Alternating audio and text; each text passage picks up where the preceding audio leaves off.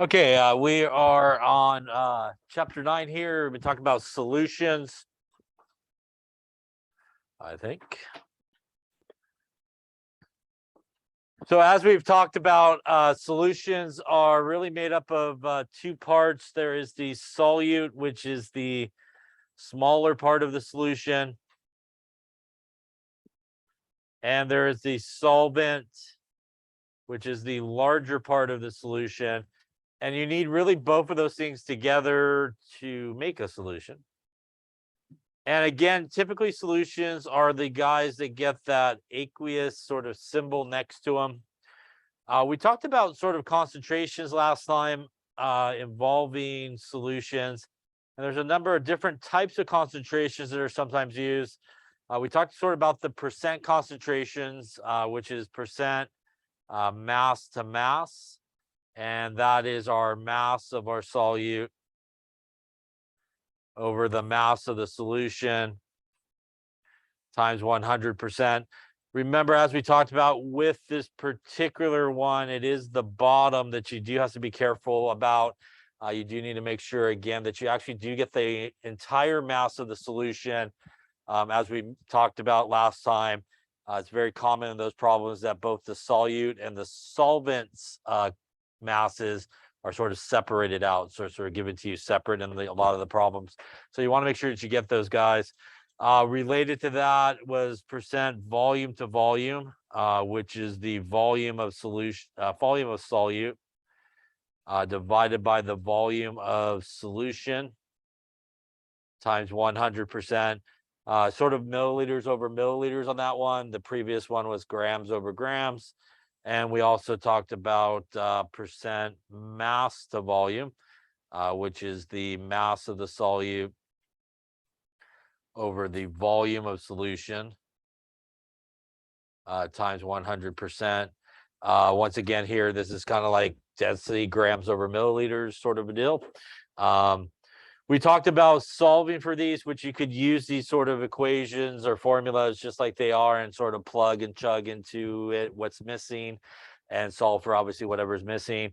We also talked about that if you had sort of a percentage of something like mass to mass calcium chloride, you could turn these guys into a conversion factor by just assuming 100.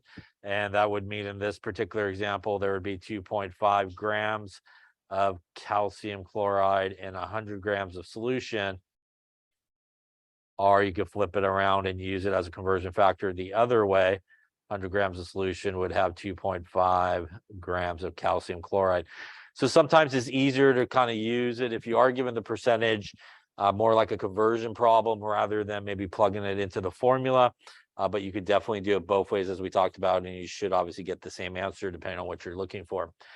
We then talked about really sort of the most commonly used unit of concentration, which is molarity.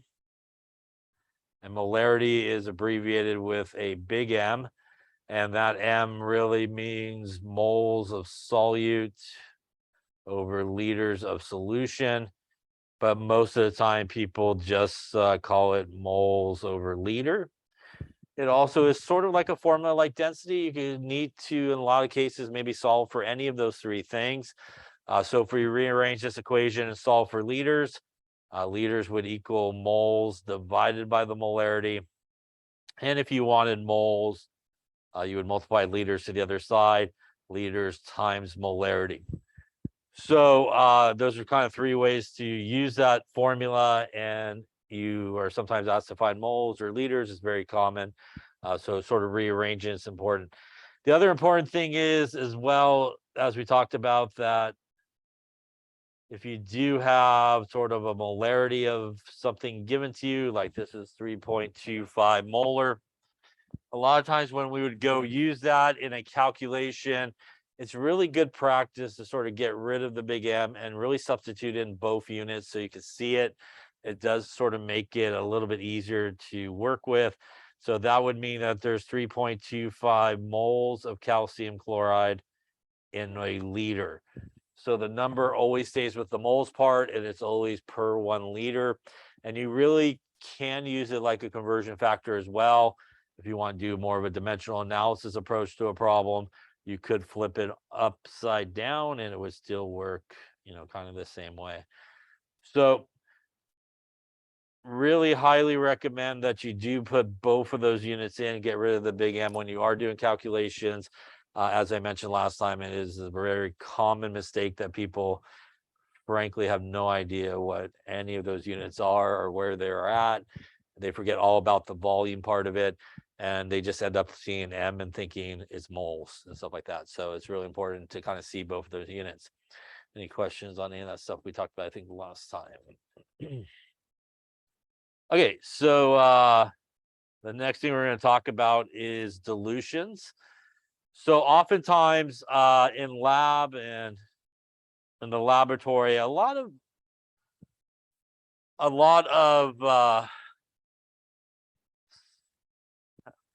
get that word can come out maybe. A lot of chemicals, for example, do come as really concentrated sort of solutions. So a lot of times in the lab, we do a process known as dilution to make them not as strong. So it's kind of like diluting down something. And what happens in a dilution is typically usually just add more solvent. So in a lot of cases, water is a very common solvent. So a lot of times all you are essentially doing is adding more water. Water doesn't always have to be the solvent, but again, it's a very common one. So what that means is as we do a dilution, the moles of the solute that was there to begin with will still be there at the end, but the molarity does change.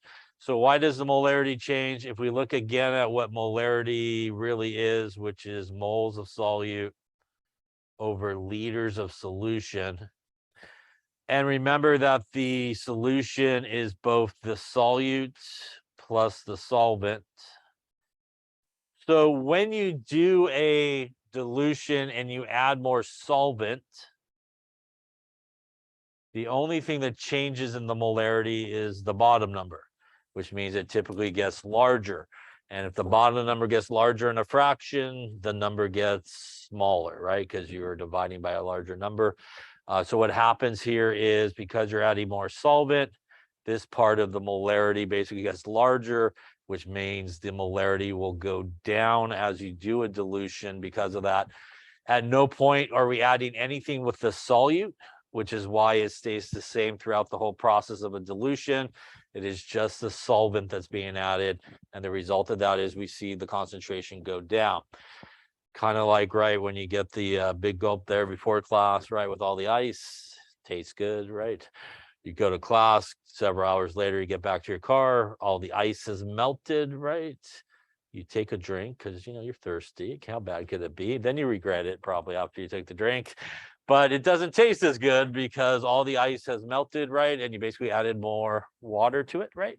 Diluted down the syrup and all that good stuff and the carbonates that probably left as well. And it doesn't taste as strong as it did when you started. So that's basically what happens in a dilution. And here's a couple of ways you could do a dilution. This is a fancy way. This is a volumetric flask, which has one line, which means it's expensive. But basically that is the line for the volume of this thing. So let's just say this was 100 milliliters. What you do is you take a little bit of water, take a little bit of what you are trying to dilute, and then you basically add more water to it up to the line. I guess that would be 500 as the picture shows over there. And basically you mix it up and it is obviously more dilute than it started with. But again, the only thing that we added is water here, which is just the solvent. So there is a formula that goes with dilution, and it is M1 times V1 equals M2 times V2. So M1 V1 equals M2 V2. Typically speaking, this is usually before your dilution. This is after your dilution, and our symbols here are what you might expect it to be. That is the molarity before you started, the more concentrated molarity. That is the molarity after you're done. That is the volume that you use of the more concentrated stuff. And that is the total volume typically of your new solution that you made. Now, In this equation, this is one place where if you are specifically using this equation for a dilution, you don't need to actually change the volume to liters. Remember, normally if you are using something with molarity and it's a volume, it does need to be in liters for sure. But in this dilution equation, it is okay to leave the volume in milliliters, as long as both volumes are in milliliters, or one volume's in milliliters and the other volume will be milliliters. So you could do it either way.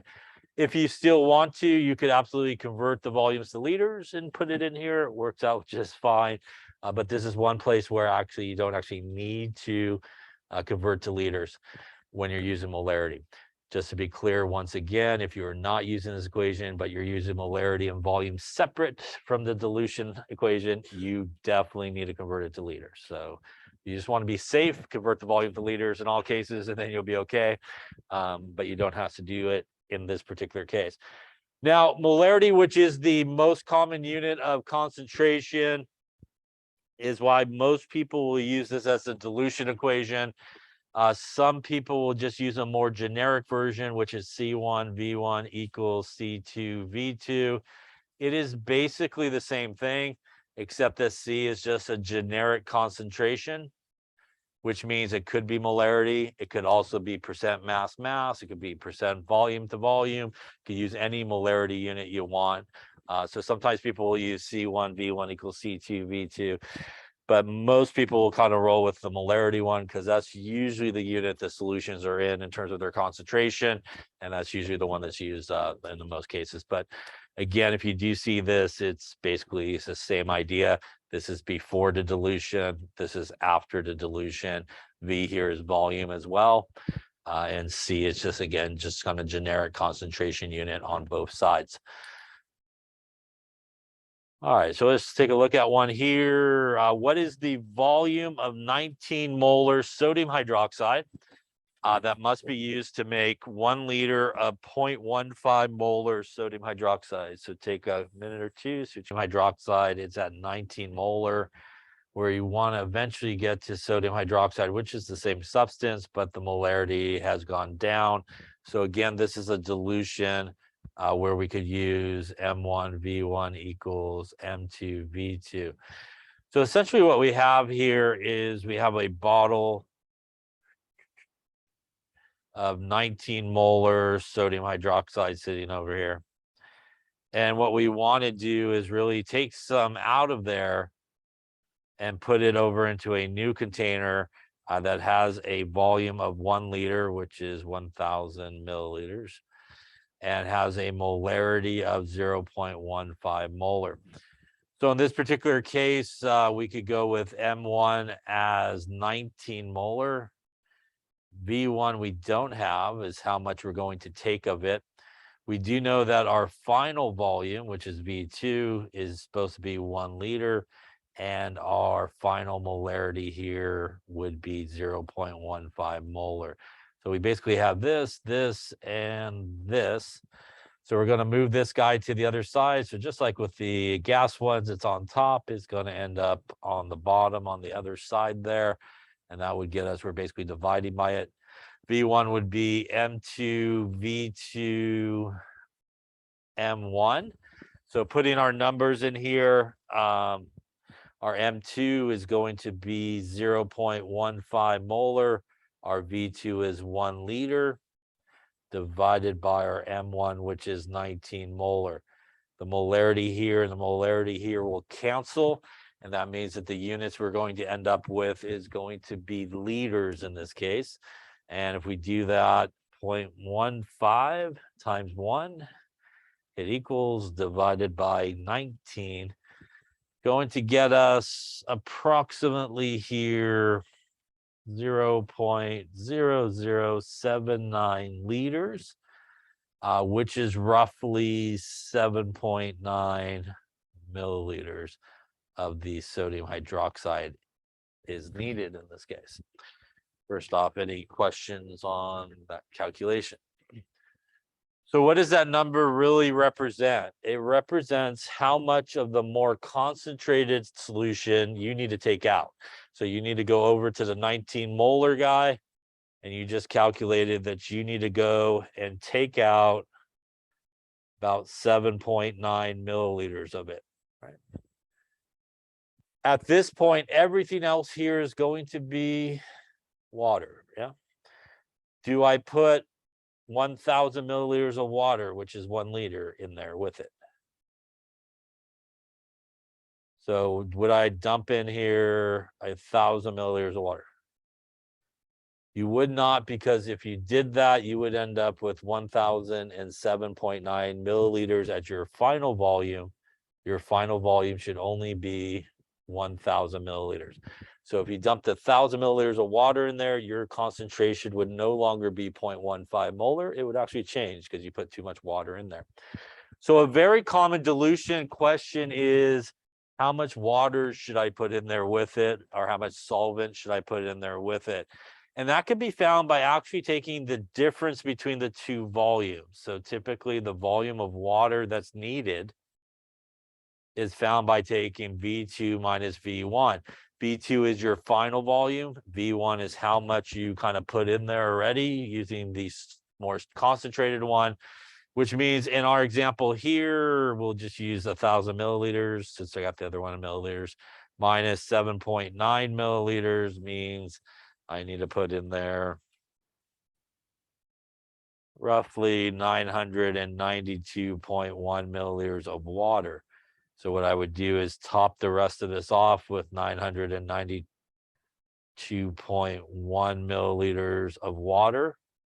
That plus my 7.9 milliliters I already put in there gives me a grand total volume of 1,000 milliliters, which is what I'm looking for. I give it a mixy, shaky, maybe not so much shaky, but some mixy. And at that point, when I do mix it together, I should now have 1,000 milliliters in this example, or 1 liter that has a molarity of 0.15 molar. So it's a very common sort of question in dilution ones is like, how much water should you add, or how would you make this solution? And that is basically how you would make this solution. So typically speaking, if you solve for M1, that is the molarity of your more concentrated solution. If you solve for V1, that is typically the volume of the more concentrated solution you're going to use to make your diluted solution. If you solve for M2, that is the concentration of your diluted solution.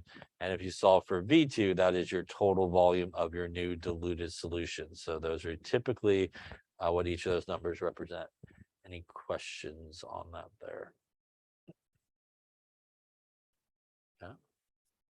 Let's try another one here. What volume of water is needed to prepare 500 milliliters of a 0.25 molar calcium nitrate solution from a 5 molar calcium nitrate solution? See it from the more concentrated calcium nitrate solution.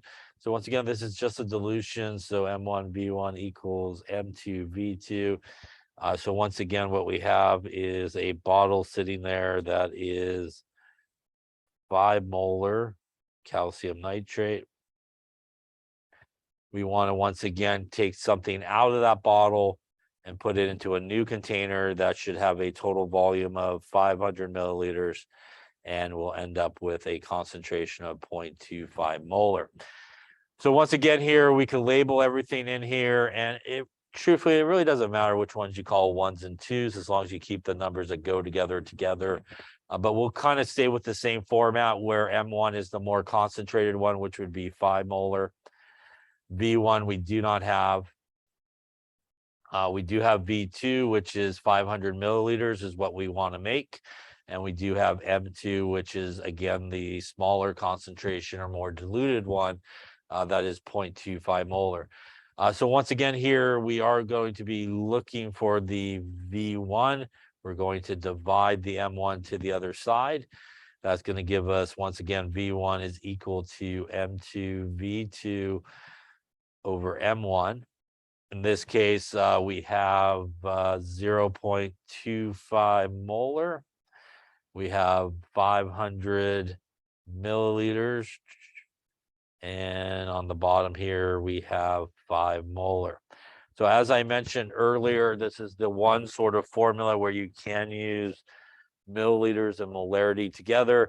And that is because when you do something like what we just did here, the molarity and the molarity cancel, and it does leave you with milliliters. So everything works out okay. If you want to convert that milliliters into liters, you could do that as well. The only difference is when you solve for the volume, it'll be in liters, not milliliters. So it's your choice, whichever way you want to do that. That gives us 0.25 times 500 divided by a 5 gets us approximately 25 milliliters of our calcium nitrate solution. First off, any questions on that there? Now, is that the answer? That is not the answer, because here we are looking for the volume of water.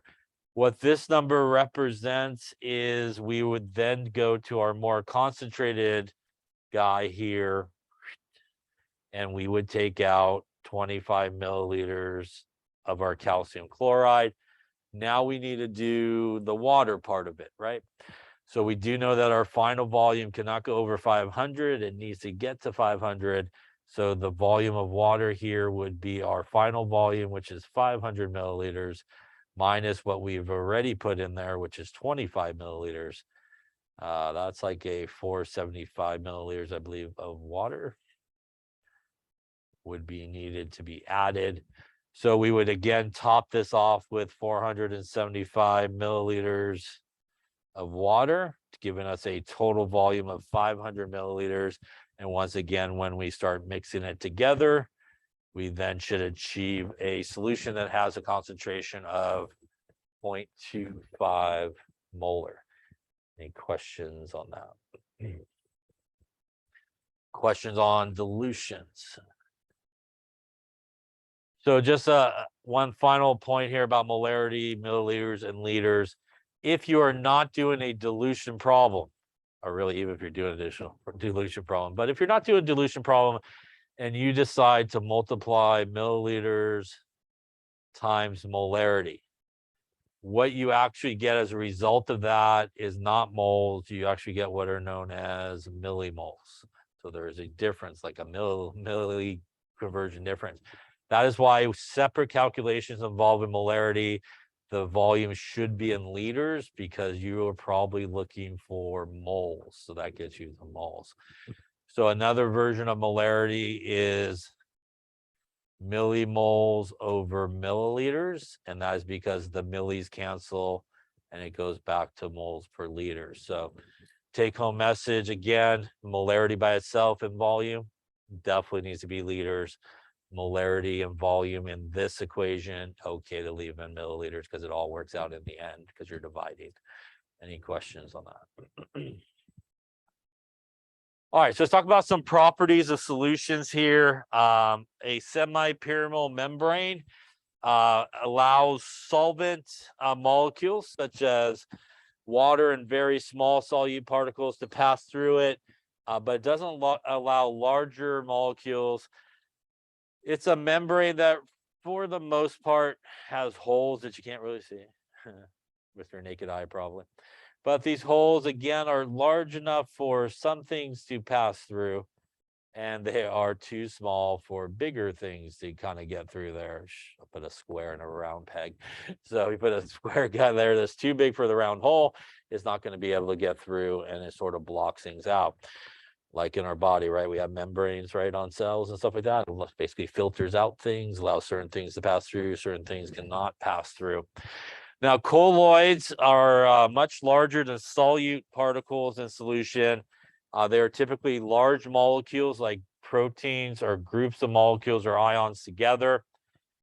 Colloids are homogeneous mixtures, which means they look the same throughout, just like we talked about. They do not separate or settle out. Now, colloids are small enough to pass through a filter, like on a filter paper.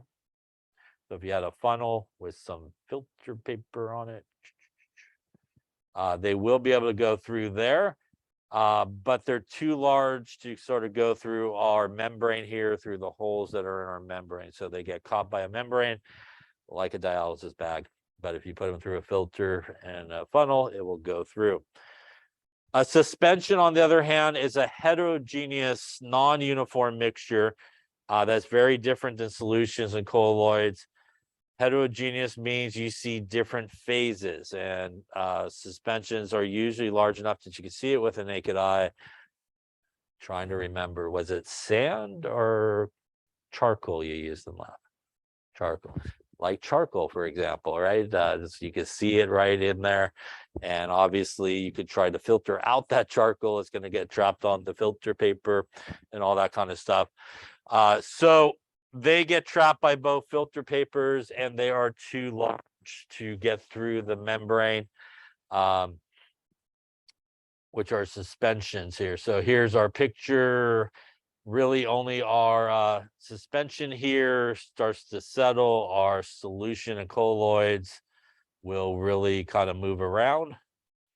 So again, for example, if you use sand and you put sand in there, right, it's just going to kind of settle to the bottom right of your beaker if you put some sand in your beaker. If you go to filter these through filter paper and like a funnel, as you can see, once again, here our colloids and solutions go through. But our suspension, once again, like the sand or the charcoal, is going to be too big to go through. And here's like a semi-pyramidal membrane, kind of like your dialysis bag, which I think was this week's experiment, was it? Yes. Every so often you tested the outside of the solution or the bag. That's the fun one, right? It goes forever. It's like, can we pop the bag yet? Can we pop the bag? Then at the end, you pop the bag open and see what's still inside, or maybe you just went home. I don't know. One of those two things happened. But here we can see that the solution molecules can go in and out of the bag through the holes. Now, the process of osmosis is a common process. Osmosis is basically the movement of water molecules or solvent molecules through a membrane from a lower concentration to a higher concentration. So for example, if you had like a little guy here with a membrane here in the middle, and on one side you had salt water, which is like sodium chloride and water, right? And on the other side, you just had water. What's going to happen through the process of osmosis is the guy on the left-hand side here, the water, is going to go through the membrane to the other side, really in an effort to kind of dilute it down. And it's going to continue to allow basically water molecules to flow through until it reaches something known as the osmotic pressure. And the osmotic pressure basically is when atmospheric pressure kind of pushes back down on it, and it stops really the flow of the water molecules from one side to the other. In this case, the side with the salt water is more concentrated because there's stuff dissolved in it, right? As opposed to water, it has nothing dissolved in it. So the more things that you have dissolved, say, in a solvent, the more concentrated it's going to be. The less stuff you have dissolved in there, the less concentrated it would be. This is also sort of like how reverse osmosis works. If you apply a pressure greater than the atmospheric pressure coming down this way, and basically apply a greater pressure, what that's going to do is force everybody back the other way. If you have some nice filters in place, you could catch all the stuff you don't want to go through. And basically you could get all the kind of water coming back through the other way and catch all the other stuff. So reverse osmosis is like when you apply an external pressure greater than the atmospheric pressure, and it kind of forces everybody back the other way when you do that. Now, osmotic pressure of a solution depends on how much particles are basically dissolved in it. And the greater number of particles, the higher the osmotic pressure. For example, pure water has no osmotic pressure because it's just water. There's nothing in it. One way you could kind of measure osmotic pressure is what is known as osmolarity, sometimes referred to as osmol. And osmolarity is calculated by taking I times the molarity. So what is I? I is what's known as the von Hoff factor, but I is really the number of particles there are in the solution.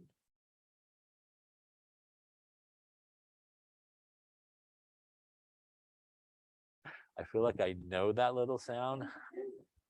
I feel like I've watched that video myself. All right. All right. So for example, M is molarity here. So that is our molarity. And I is really the number of particles. So to illustrate this point, let's take two solutions.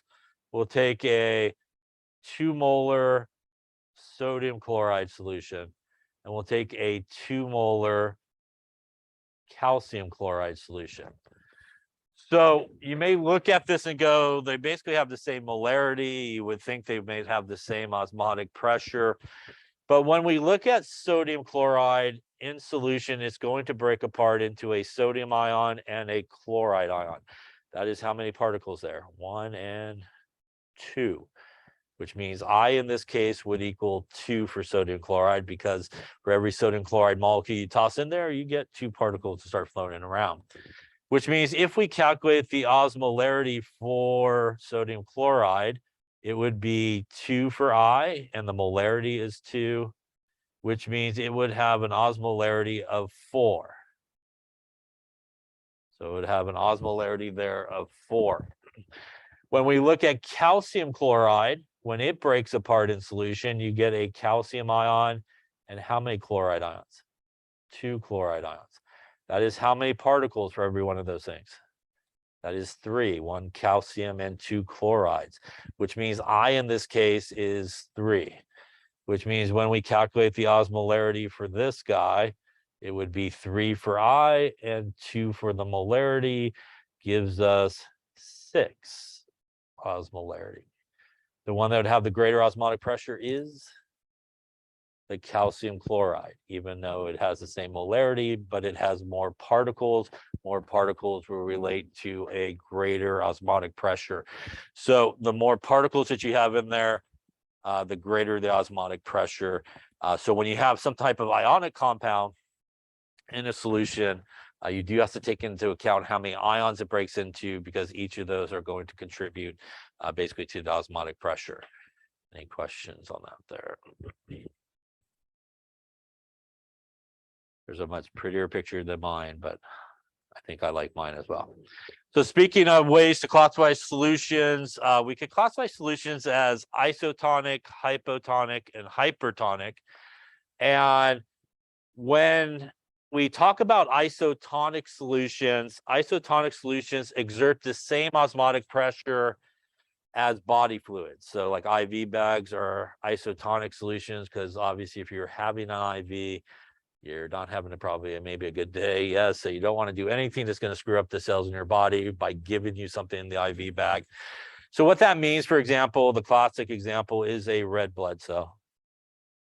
And basically, if you put it into a solution that is isotonic, because the osmotic pressure inside and outside of the cell there is the same, you basically get nice, even sort of flow of everybody in and out of it. The red blood cell, right, is a membrane, so it's allowing things to flow in and out.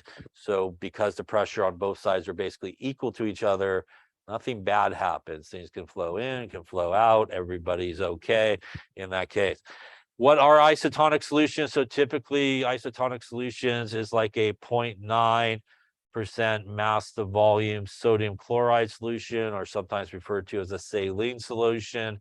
Doesn't necessarily have to be sodium chloride, some type of ionic guy like that. And 5% glucose are considered isotonic. So if you put a red blood cell into a 0.9% sodium chloride solution, it's going to be fine. If you put it into a 5% glucose or sugar type solution, it will be fine. You'll get, again, the same pressure inside and outside the cell. Now, if you go to a hypotonic solution, hypo means less than. So that means that the solution has less osmotic pressure than inside the cell. So what happens in that particular case is, if we take our same red blood cell here and we put it into a hypotonic solution, that means outside of the cell is actually less concentrated than inside the cell. As we just talked about osmosis, things go from a lower concentration to a higher concentration. So what's going to happen in this case is outside of the cell is going to go, you're a little too concentrated inside the cell. And what you're going to get is everybody from the solution rushing into the cell in an effort to basically dilute down the cell because the cell is more concentrated than outside. So you're no longer going to get this nice even flow inside and outside. Everybody's going to rush into the cell. The result of that is your cell is going to swell and possibly burst, which is known as hemolysis, which I'm imagining is not a good situation. Yes, so it's basically going to go in, it's going to swell up from all the solution coming in, and will start to pop. Now, if you threw it into a hypertonic solution, hyper means more than, and that means that if you took your red blood cell and you put it into a hypertonic solution, that means outside of the cell is actually now more concentrated than inside the cell. So what's going to happen? The cell's going to go, you're a little too concentrated outside. Let me just give you all my water as a solution, and I'm going to basically allow all my stuff to come out of the cell in an effort to dilute down the outside surroundings. The result of that is the cell will start to shrink and go through crenation, which again is probably not a good thing, I imagine, in that case. Yeah. So how do we know if it's hypo or hyper? Those two numbers up there is how you know. So if you have like 5% sodium chloride, that is a hypertonic because 5 is greater than 0.9. Yeah. If you have a 4% glucose, 4% is less than 5, so that would be a hypotonic. So those are your cutoffs, the 5%, 0.9%, and if the number is higher, it's a hypertonic solution. If the number is lower, it's a hypotonic solution. Question on that there. So let's take a look at a few here. If we take our poor red blood cell and we throw it into a 1.5% sodium chloride solution, we toss it into a 2% glucose solution, we toss it into a 0.9% sodium chloride solution, and we toss it into just plain water. What will happen here? Will we swell? Will we burst? Will we go through hemolysis? Or 5% glucose? So those are, again, two important numbers that you need to know to help you answer these. So we'll start with this guy right here. A red blood cell is put into a 1.5% sodium chloride. Isotonic is 0.9, which means 1.5 is less than or higher. It is higher than, right? Which means this solution is a hypertonic solution. Which means we'll illustrate it here.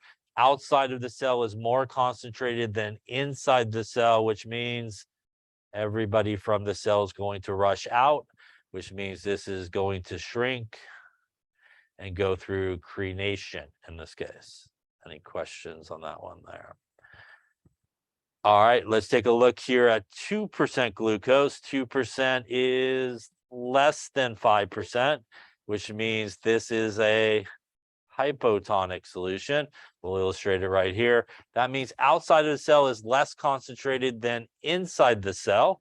That means in this case, everybody from outside is going to rush in to dilute the cell. That means that we're going to start to swell and burst, which is known as hemolysis in that particular case. Any questions on that one there? How about 0.9% sodium chloride?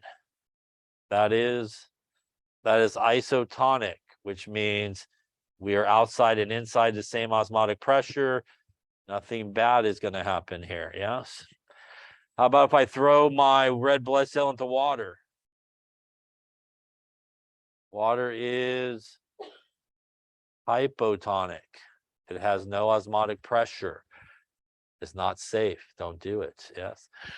So that means really outside of the cell here is less concentrated than inside the cell. So actually water will actually flow into the cell.